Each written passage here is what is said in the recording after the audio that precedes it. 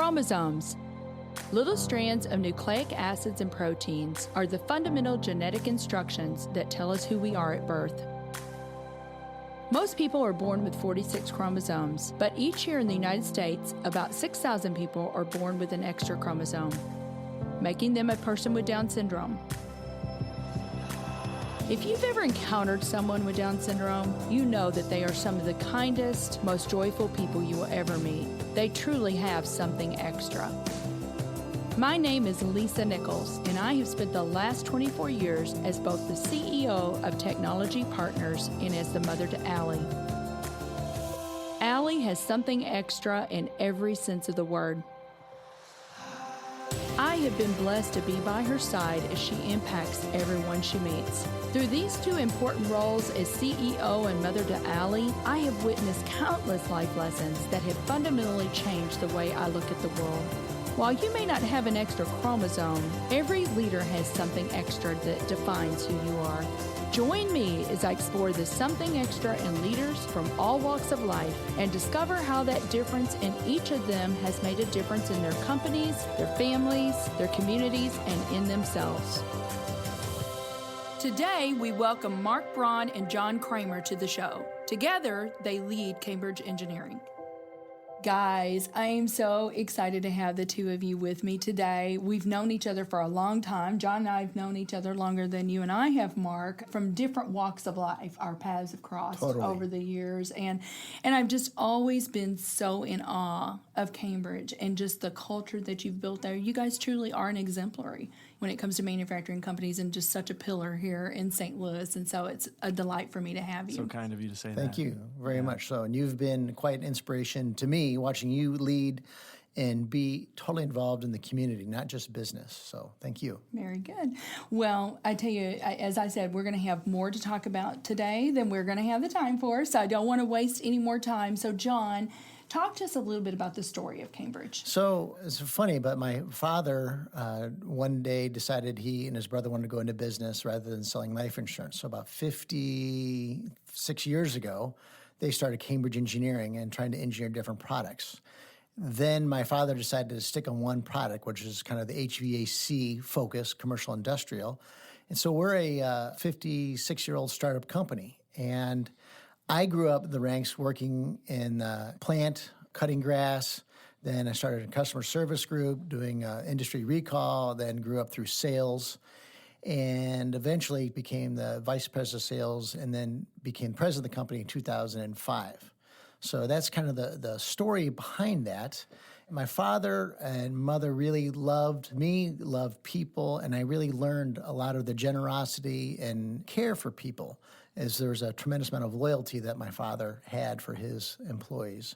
So just growing up with that was really a great start for me. Mm-hmm. I always say when the children of entrepreneurs, the dinner conversations are probably very interesting. And you and Brookie both probably got a little MBA, didn't you? Yeah, we did. You were young. Yes, we did. And then we got told not to talk so much about business all the time, too, at dinner. That's funny. That's funny. So, Mark, you're now the president of Cambridge. Talk to us a little bit about your journey. How did you actually get connected to Cambridge? Yeah, actually, my family was friends with the Kramers, and I was running a global sales leadership group for Coke and traveling a lot, and would get together with John and would eat with them, and he would share meals with us, and we would talk about business and talk about life. So it wasn't a business connection, but we were friends. One day he sat down with me and said, you know what, I'm really building and growing this company. I want to build a growth-based company and hold on to all the family values, and I don't hire friends. So we got a problem because my wife said I should hire you. And that was literally the conversation. I was like, okay, well, how does that work? And so we spent the next few months just talking through what he wanted and what he really wanted to build. And we actually navigated severance before I came on board because we thought the friendship was more important than the business. And that was 11 years ago. It's been a special ride for the last 11 years. What a great story. I love that. And because you guys spent time as friends, you really did get to know one another and your value system and who you were at the core, right? Yes. And that is so critical, I think, when you go into any kind of partnership or, a hiring situation. The other thing that I think about that's packed in there is sometimes you need to listen to your wife, right, John? Yes, ma'am. So Sarah was very wise. So John, what led you to pick Marc? What was it about Marc that you saw? Ultimately, I had a view of really, I want to build and do something. I don't just want to be. Now that I ran the company, the owner of the company, I want to do something more than that. And I know that I want my people to thrive. People need to thrive. And I'm a collaborative leader, which is really great, but they also need more direction, more focus. My natural DNA, I'm ADD and I'm dyslexic, and I love people and I love to learn, but the organization was getting whipsawed by my ideas all the time. And so looking for someone that could really add and bolster and also help me focus. I love to learn to focus. I feel better with that, but also the people there love to be focusing. Sure. So that's when I really saw Marc and his talents and his abilities and helping me get to the next level and helping other people by helping them succeed and thrive. So that was kind of a lot of the stories. So there was a lot of self-reflection and self-discovery during that time, right, John? To say, I realize this is who I am, but I need this.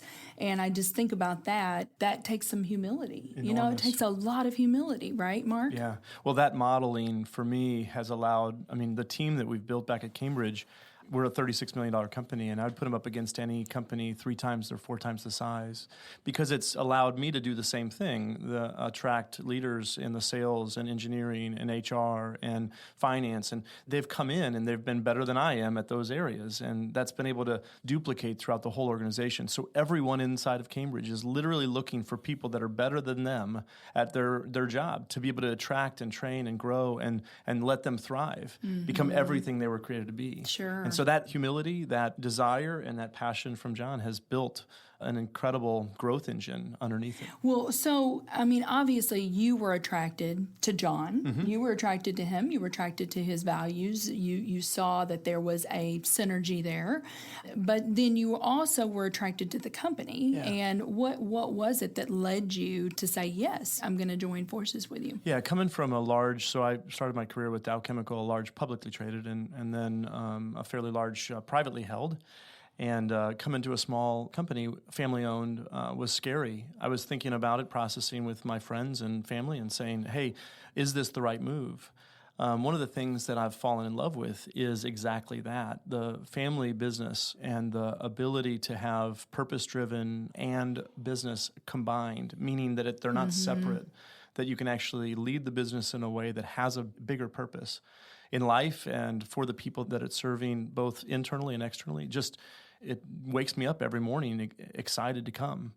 The other thing is that Cambridge as a product company had transformed a market. So there was the technology that's globally known as the HTHV technology has transformed warehouse distribution and manufacturing, heating and ventilation.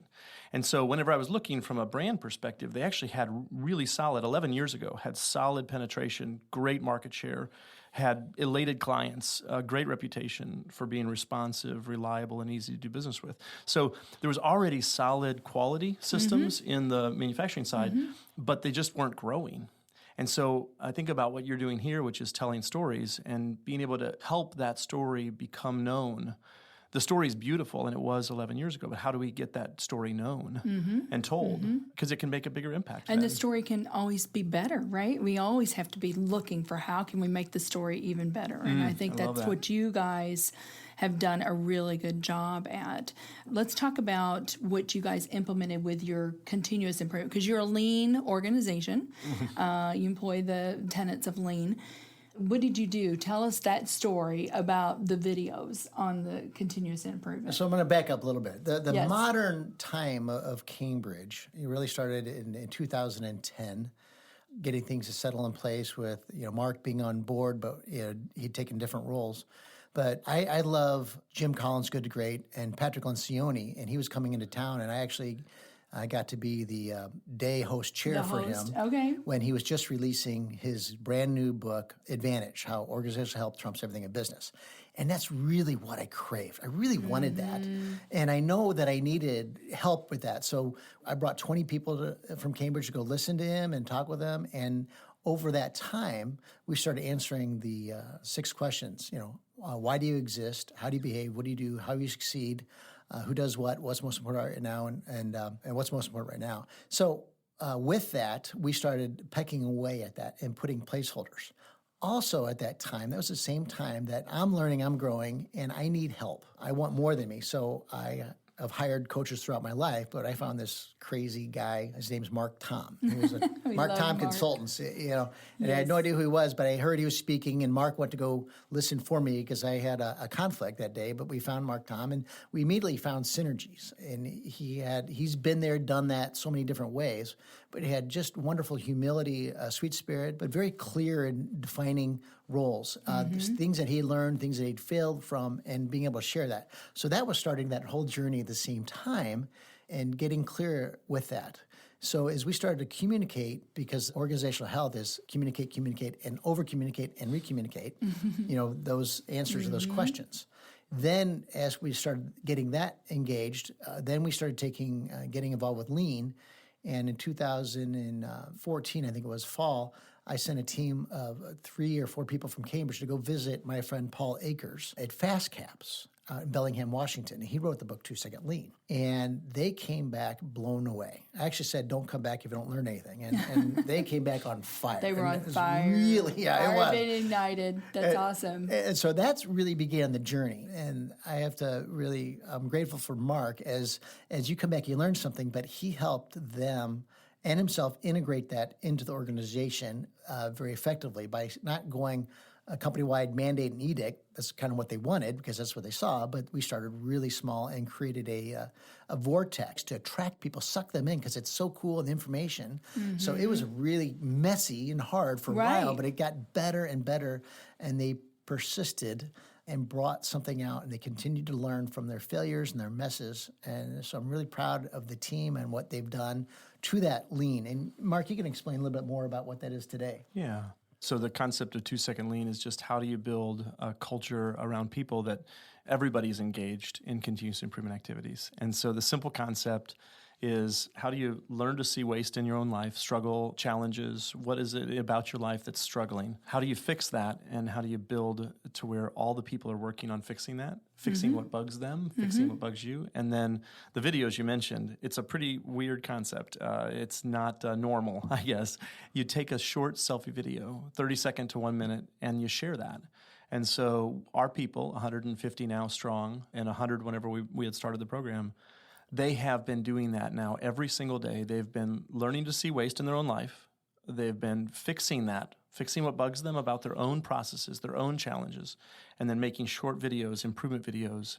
To date, we have just over 7,500 videos. These are videos that are documented improvements that our people have made, 100 plus people in Cambridge, and it's unbelievable what that's done to the processes. It's been a total mindset shift. Total I'm sure. mindset shift.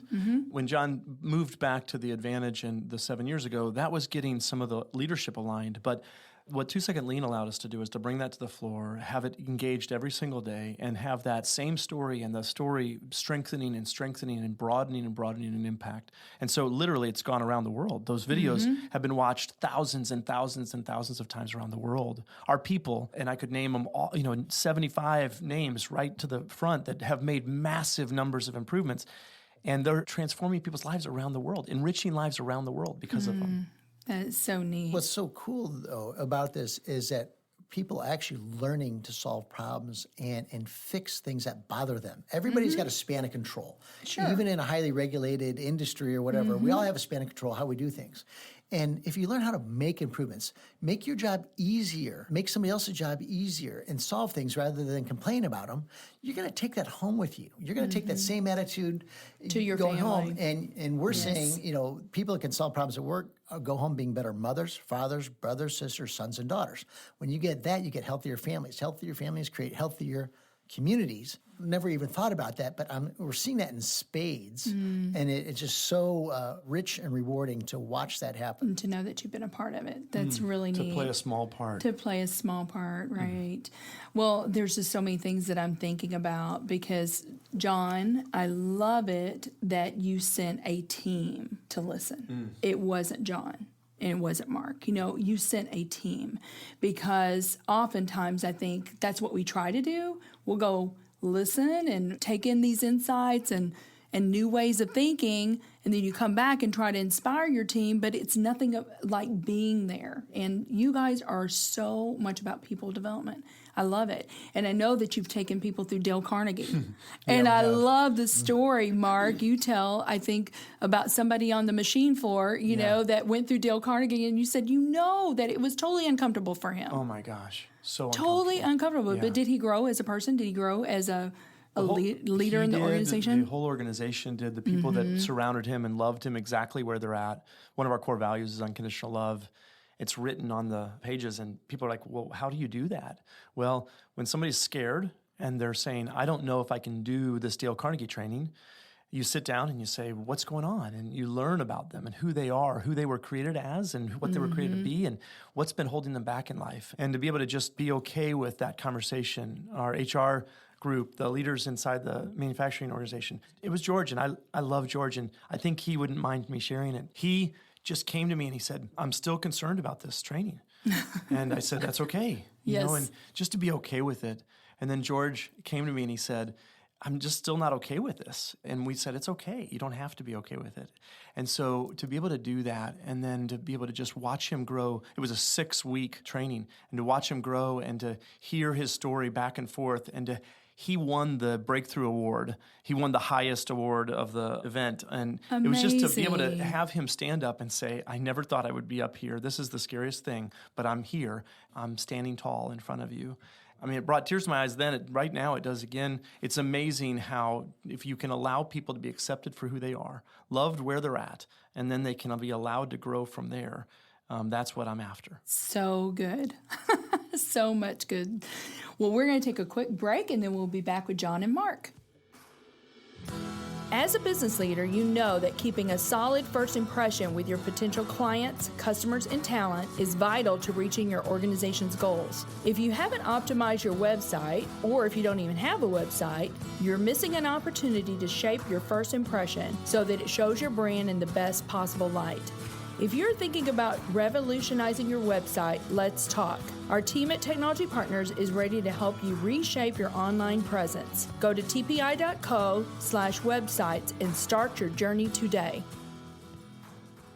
Well, welcome back. I want to jump in now. This is something extra. So I want to talk a little bit about that. I know we have a lot to talk about here as well, but talk to us about the something extra, like in your team members. And we've already touched on your culture, which is so phenomenal, but I want you guys to unpack that a little bit. Before we get started, I have to tell you just the morning story. So this morning, my wife, I was telling her that we were doing this, and I said it was with Lisa Nichols, and it's on Something Extra. And I said, do you remember her? And she said, I know her very well. She's the one that does so much for the community. She's the one that has this beautiful daughter, and she's the one that has the daughter at Promise Academy, and she does so much.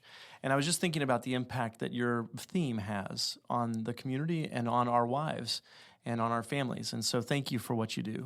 Just really appreciate that. Before we jump into our side of it. Thank you for saying that, Mark. Yeah. So you were asking a question. Let me have you ask it again. Talk to us about the something extra that you guys see in your team members. You guys have built an amazing culture there. So we have daily rhythms, and the morning meeting at 8:30 starts out, and somebody leads the meeting, and whoever they volunteer for it, and do walk-up music and tell us about themselves. And then after that is done, we stretch during that time, but then we go grateful appreciation, and we pass a microphone around. What are you grateful for? And so it could be anything that we hear, concert, someone's in town for a concert. Right. It also could be something level where we had one young man, Josh, who had taken the Dave Ramsey's Road to Economic Freedom course that we offered. And he said, I just sold my dream pickup truck, and I bought a less expensive truck, but this is the first time I've ever been debt-free, and I've had money in the bank from my family and me. So that really brings me to tears by people learning and growing together and inspiring that. So grateful appreciation is just wonderful. And it's hard to have a really bad day or even a bad day when you're counting your blessings. Yeah, and when you're inspired by others and other people's stories. It is so rich and rewarding. Yeah, I think about that daily habit. We've been doing it now every single day for the last 4+ years. So our whole company gathers. We have a slide up in front of it. All that's on it says grateful appreciation. And we pass around a mic and people share what they're grateful for. I just think about that one little tiny something extra. If that could be in everybody's life, in every company throughout St. Louis, in every company throughout the United States and around the world, if everyone just shifted their focus into what am I grateful for? What I like about grateful versus thank you is thanking somebody. Grateful doesn't require another person. It's just about some situation. And they can be grateful in any situation. If someone's attacking them, they can still be grateful. If the work is hard, if they're going through trials or tribulations, whatever it is, they can be grateful. And when you look at it through that lens, everything can be turned and you can grow through it instead of shrink away from it. Could not agree more. And I know, Mark, that you have said you're just so grateful for all of your people. You and John are sitting here right now telling the story. Oh, it's the whole group back there. There's 150 families right now that we're trying to represent here, but you would be so much more blessed if you could hear the stories directly from them. They're the ones that have been building the culture. They're the ones that have been making the improvements. They're the ones that adopted 2-second lean. They're the ones that have now gone out and done Carnegie. And so that's my biggest fear, if I just be honest with you, is that when we're talking out in this kind of setting or on a stage somewhere, that they think it's us, and it's not us, it's them. It's their stories, and they are the ones that are courageously moving forward with gratefulness and making this happen. They're very inspiring. It's just honoring and amazing. Very cool. Well, talk to us a little bit about, because I know that you say that courage is one of your tenets in the company. So tell us some stories around that. Yeah, it was an interesting one. So it is our core value of courage. And what I saw whenever John sat down with me 11 years ago was courage. He's a risk taker. He's willing to risk his own personal finances, his own reputation, he's sitting in front of you, fully exposed, authentic, and saying, here I am. You just heard him share that he has ADHD and dyslexia. Those are not things that everybody is willing to share, but that's real. And it's part of him, and it allows him to do things that most people can't do. I call it a superpower. It allows him to think about things that are way off in the future. It allows him to create vision for the company. But that courage is modeled and then allows me to be more courageous and then allows everybody inside the organization. And so I would say on a daily basis, what we say is, Travis Warren came to me and he said, I really think that we're helping people become comfortable with being uncomfortable, which just feels like such an easy way to do it. Yes. He said, I think it was a blues coach that gave him that saying.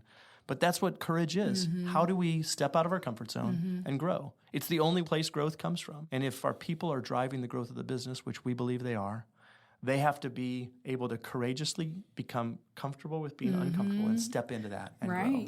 You guys are enabling your people to step out with courage in another way. And I love this about what you guys are doing and helping families that want to adopt. Oh, my goodness. That can be really, it wouldn't even be a possibility because the cost is so high. So talk to us about that. What are you doing around that? I think something goes our core values, unconditional love that we have, and with courage. And the team, the benefits team, the people sitting around this came up with that idea. And they're the ones that were around all the people. So that was just amazing where that came from. And I was blown away with an incredible idea. It wasn't your idea. It wasn't Mark's idea. It was your people's idea. Right. They added a benefit. It's called an adoption benefit. And it says if you're willing to courageously step out into this world and bring somebody into your family, I cannot imagine a more courageous act where you actually say, I don't know exactly what's going to happen.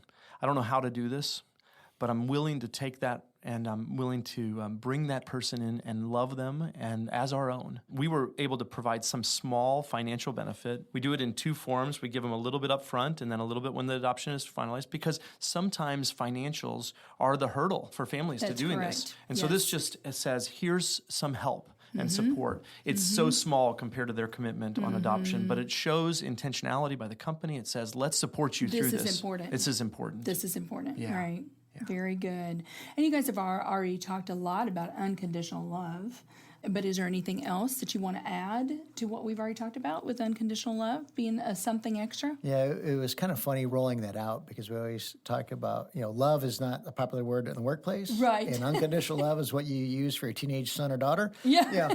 Right. And yet it's really all about life and how do you pause and try and figure that out. And it's ability for other people to call me on the carpet. Am I being loving? And really how are we processing this, whether bringing people in the company or people that we didn't bring in the company or people who are leaving the company. But it's also how can they flourish? Just processing, thinking through that because we're all work together and how can you make a better environment? How does that look in tangible ways? So it means you're not criticizing others, condemning others, or complaining about them. Passing judgment. Right, passing judgment on others. Sure. So when somebody comes in as a manager and says, the person that is working for me is really bad at their job and I don't like them at all, if they say that, I said, well, okay, how is that loving? Are you able to love them during this? And so they rethink, and then they think, we can still take actions like discipline, and we can still fire someone and unconditionally love them. It can be the most loving thing in the world to do. It's just like setting boundaries at home or helping clarify expectations with a relationship with a friend. It can be very loving to set boundaries, but you have to do it out of love for them. Right. If you're going to be in this culture, Right. and we're asking you to do that. And so it is high expectation to do that. It's truth with grace is what I call it. I love that. You got to speak the truth, but do it with grace. And I'm also very thankful that all these things, it's a journey, it's not a destination. Absolutely. And that you've never really arrived, and that gives me hope and gives everybody hope in building upon that. And also covers up when we make messes and we mess up, we can go back and address it and say, whoa. Well, do you guys have a story where something was actually missing in you, one of you? I have a lot of them. Where do you start? You know, one of the things I look at in the era, Mark became president 2 years ago. I promoted Mark to be president. And I wanted more for the company. And one of the things I had to do is in order to get what I wanted, what I'm going to change about myself to get the results I'm looking for. And for people to thrive and be better, go home better every day, they needed a different type of leadership.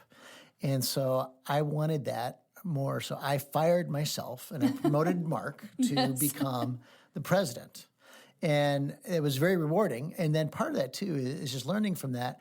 I stepped out way back, and we got sideways because we didn't have daily rhythms or rhythms as leaders and how we communicated.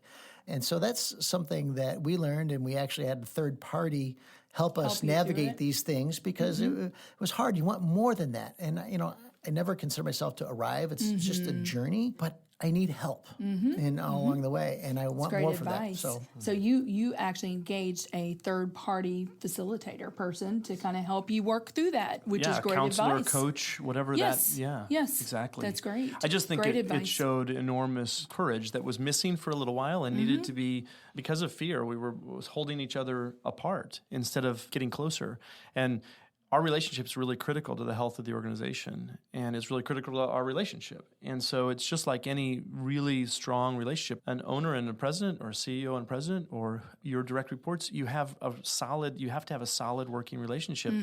And so when it was sideways, and to be able to recognize that and to be able to say, let's get some help here and not have to muddle through it. And I just think about how many marriages are like that need help and support. And if people are just like, well, I don't want any help, well, it doesn't work that way. You need help. So I just love that you were willing to do that. I really appreciate that. And it's just been really fun to reconnect as we have. Yeah. It's rich and rewarding, but it's hard, but it's wonderful. Great advice. I love that. Yeah, so the missing something extra was enough courage to do that to earlier. say- To do it earlier, right? Help. Exactly. Yes, Get help yeah. earlier. Yes, very good. Well, what do you guys believe is the something extra that every leader needs? It's too easy to say it's self-awareness, but again, what are you learning about yourself? And I think for me, there's something higher than that. There's a faith. There's something bigger than who I am. To me, if I don't have that, then it's all about me. It's all about John. It's all about me, and I am the be-all, end-all. But having a faith, it's something bigger than who I am, helps put things in perspective, keeps me more focused, and keeps me striving for something more that I can be. Because I believe everybody, and the whole richness that we look at Cambridge, is that I believe we're all born with the ability to be creative. And I love to unlock the creativity with that and whatever that looks like. So again, it's learning about yourself and then also looking at people as being creative and being able to solve problems and build and grow and thrive or be really good at what they do. Very good. I say look for the something extra in everybody, because everybody, like you said, has been endowed with something, right? And so bringing that out, and I think the best leaders are the ones that can bring that out in people, their people. Yeah. And I love our tagline of enriching lives, enriching the quality of every life we touch. And, if you think about that, for me, that gives me purpose in my life that can carry me through a long time. This is the longest tenure I've had in a company is 11 years. I get bored. Yeah. And I'm not bored in any way, shape, or form. Ever. Never bored. I could see doing this for the next 20 plus years and enriching lives in every step along the way. And a company that has ownership that's willing to aim for something a lot larger than profits. So there's something extra for me is that purpose of being able to wake up every day and think that I get a chance to enrich somebody's life in some small way, and I know how much that my life is enriched by that, and to be able to have a company that gets to do that. Right. Wow. There are many definitions of success, but I can't think of a greater one than that. I'm reminded of Bob Chapman, and he says, it's really about the lives we impact. Right? I mean, that's what we're striving for. Once we figure that out in life changes. Absolutely. Well, I want to give you guys the opportunity. Is there something that you want to kind of plug or talk about and make sure that our listeners know and can dive into? Well, first of all, we know that this journey is not something we can do alone. We'd love to be connected with St. Louis region and the United States regions that can partner alongside that want a purpose-driven business. And if you're leading a business, we'd love to be side by side with you, shouldering that. Specifically, an action item would be great. The St. Louis region, we're partnering with the St. Louis manufacturers specifically because we would love to partner really closely with that. We're building a consortia of St. Louis companies that are in the manufacturing sector that are wanting this kind of improvement mindset, engaged workforce, and being able to have a purpose that's bigger just than profits. But it leads to good profitability, which is good. So on August 15th, we're going to invite some of the manufacturers in to Cambridge to just have a conversation of how do we formalize that. The Association of Manufacturing Excellence has agreed to partner with us to do that and building a consortia of companies in St. Louis, and would love for them to be. So if there's a listener out there that says, yes, I want to be a part of this, how would they go about doing that? So they can connect with me directly. Okay. My email address, you guys will post that in there. And we will. They can call me directly, but all of our social channels are easy to access, so YouTube or Facebook or LinkedIn. They can go directly to our website and grab us. Darla Gibson is heading up the administration of that. She's our executive admin, and she will be able to answer any questions and go back and forth and get them signed up for that. And the date again is? August 15th, 8 o'clock at Cambridge. We're going to be doing invites, but would love for them to tag me if they're interested and help them get inside that group. Very good. Well, thank you guys so much for being here. It has just been a pleasure. This has been so much fun for me. So thank you for making the time today. An honor. Thank you very much, Lisa. Thank you, Lisa. Our show today is executive produced by Brian Muncie. Our technical producer is Daniel Williams. Something Extra with Lisa Nichols is a Technology Partners production. Copyright Technology Partners, Inc., 2019. For show notes or to reach out to Lisa, visit tpi.co/podcast. Don't forget to leave a review on Apple Podcasts, Google Play, or wherever you listen.